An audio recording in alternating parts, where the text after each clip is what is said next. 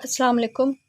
Last time हमने discuss किया हुआ था कि फूड कंपोनेंट्स को पढ़ रहे थे, जिसमें कार्बोहाइड्रेट्स, प्रोटीन्स और लिपिड्स को कवर किया हुआ था।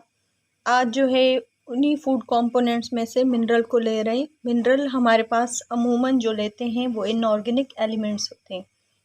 अब इनऑर्गेनिक एलिमेंट्स वो एलिमेंट्स जिसमें कार्बन हाइड्रोजन के साथ डायरेक्टली बॉन्ड ना करे, डायरेक्टली उनकी बॉन्डिंग जो है वो शो नहीं होती, उनको हम इनऑर्गेनिक कंपाउंड मॉलिक्यूल्स वगैरह बोलते हैं। ठीक है, तो ये हमारे पास इनऑर्गेनिक एलिमेंट्स की बात कर रहा है, जो हमेशा कहाँ से निकलेंगे, उनकी ओरिजिन जो होती है वो ज़मीन से होती है। ठीक, इनको हमारी बॉडी में सिंथेसाइज या इनकी फार्मेशन या बनना हमारी बॉडी के अंदर नहीं होता। सबसे पहले जो इम्पोर्टेंट वेरियस हमारे पास मिनरल्स हैं वो हमें जो है प्लांट से मिलते हैं, या फिर हम लोग जो है डायरेक्टली प्लांट से या फिर हम पानी से लेते हैं, और इनडायरेक्टली जो होते हैं वो एनिमल फूड के ज़रिए हमारी बॉडी के अंदर आते रहते हैं। मिनरल्स में सबसे पहले अब मिनरल जो है हमारी बॉडी में दो अक़साम के होते हैं। एक को हम लोग बोलते हैं मेजर मिनरल्स, जो तकरीबन हमारी बॉडी में जिनका अमाउंट रिक्वायर्ड अमाउंट जो होता है वो 100 mg मिलीग्राम के अंदर तक होता है। दूसरा जो है हमारे पास मिनरल, वो तकरीबन हमारी बॉडी में माइनर की अमाउंट में चाहिए हमें, ट्रेस मिनरल कहलाता है, जो तकरीबन 100 मिलीग्राम से पर डे के हिसाब से कम होना चाहिए। उनकी नीड या रिक्वायरमेंट्स हमारी बॉडी में कम होती है। अब हमारे पास मिनरल कितने अक़साम के हो गए? दो टाइप के हो गए। एक को बोलते हैं मेजर मिनरल्स और दूसरे को बोलते हैं ट्रेस मिनरल्स। इनमें हम लोग फॉलो करते हैं नीचे दिया गया हुआ चार्ट। उसमें सबसे पहले हमारा जो मेजर मिनरल्स आ रहे हैं इसको देख लेते हैं एक मरतबा, कि सबसे पहले हमें sodium, potassium chloride, calcium, magnesium, phosphorus, ये हमारे सारे के सारे मेजर मिनरल्स के अंदर इंक्लूड होते हैं। अब इनकी जो है न्यूट्रिएंट एब्जॉर्प्शन कोफैक्टर एंजाइम के तौर पर काम करता है, या फिर हमारे हाइड्रोक्लोरिक एसिड या फ्लूइड बैलेंस के तौर पर काम करता है हमारी बॉडी के अंदर।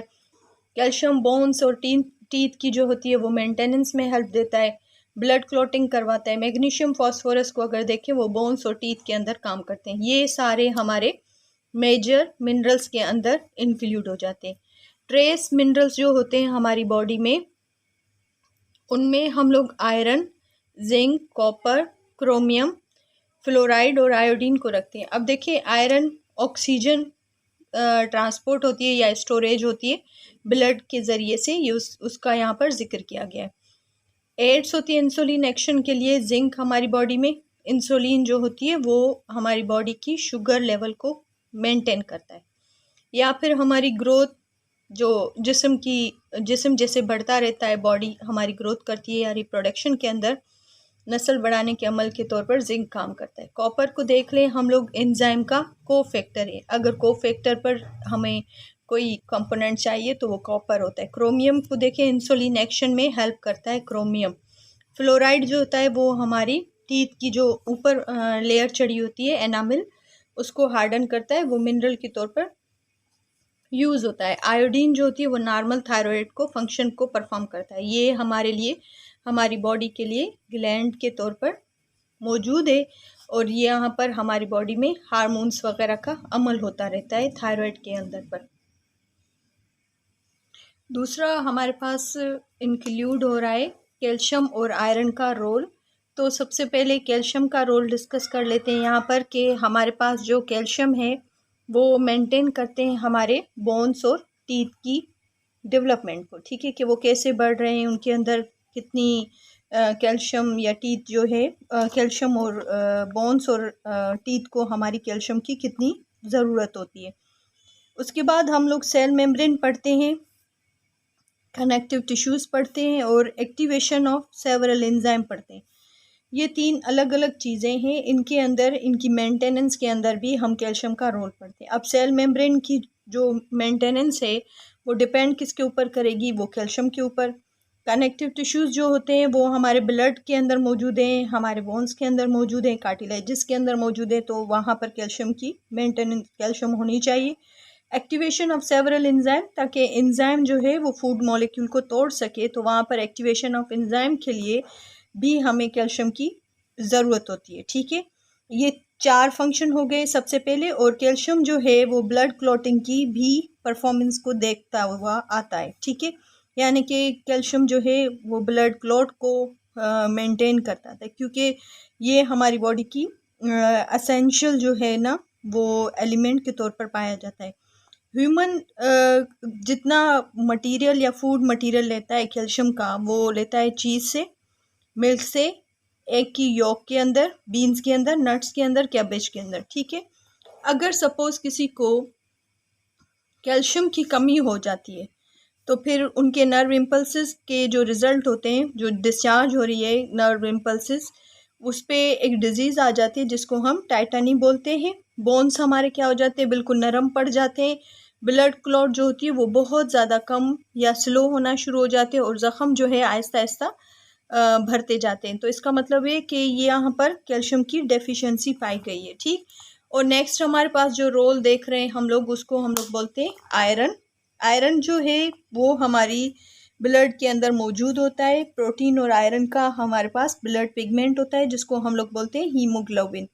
तो वहाँ पर जो है ऑक्सीजन की ट्रांसपोर्ट होती है। हमें पढ़ा है पीछे भी, जो चैप्टर डिस्कस किया था वहाँ बताया था मैंने आपको कि ऑक्सीजन जो है वो डीऑक्सीजनेटेड ब्लड को ऑक्सीजन जो है वो ऑक्सीजनेटेड ब्लड बनाता है। Next, haemoglobin red blood cell के अंदर वो पाया जाता है। मायोग्लोबिन जो होती है वो हमारी मसल सेल पिगमेंट होती है, जहाँ पर हमारी बॉडी के अंदर गोश्त होता है। सेल्यूलर एनर्जी की जो प्रोडक्शन होती है वहाँ पर रिक्वायरमेंट किसकी होती है, आयरन की होती है।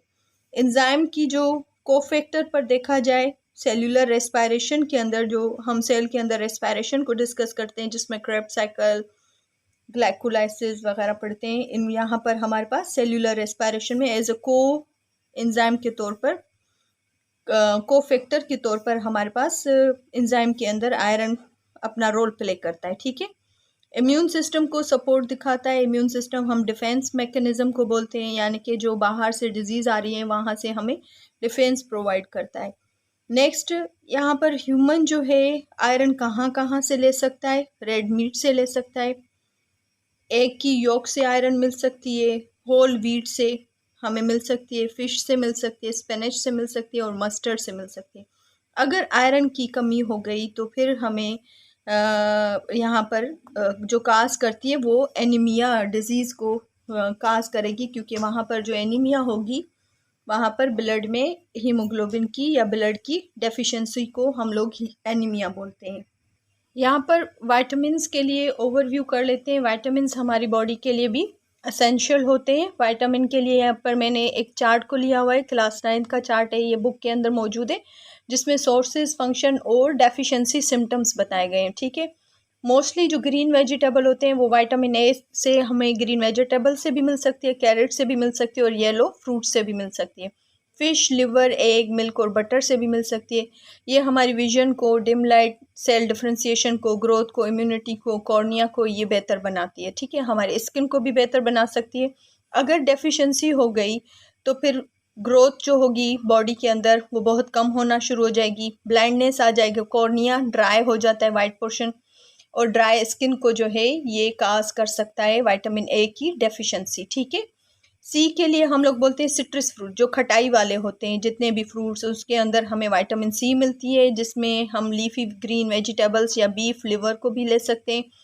कोलाजन फॉर्मेशन करता है। अब collagen a type of protein होता है। ठीक है, हील करता है हमारे ज़ख्मों को, इम्यून सिस्टम को फंक्शन परफॉर्म करता है, इम्यूनिटी यानी डिफेंस मैकेनिज्म हमारी बॉडी को देता है। स्कर्वी यानी कि हमारे गम से जो है वो ब्लड वगैरह जो निकलता है उस डिज़ीज़ को बोलते हैं। अगर विटामिन सी की कमी हो गई तो हमारी टीथ, गम से जो है ब्लीडिंग होगी, फटीगनेस, थकावट होगी, ज़ख़म बहुत देर से भरेंगे, ब्लीड होते रहेंगे, जॉइंट्स वगैरह से भी ब्लीड होती रहती है।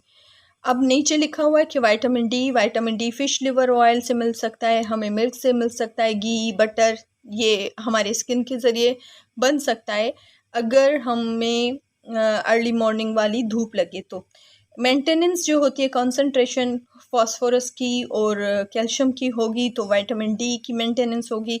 अगर ये इसकी कमी हो जाएगी तो बच्चों के अंदर रिकेट्स बोन जिसमें हड्डियां हमारी बिल्कुल नरम पड़ जाती है, या ऑस्टोमेलेशिया अडल्ट्स के अंदर जिसमें हमारी हड्डियां जो है कमज़ोर पड़ जाती हैं, ये डिज़ीज़ काज करने का सबब बनता है विटामिन डी की डेफिशिएंसी या कमी की वजह से।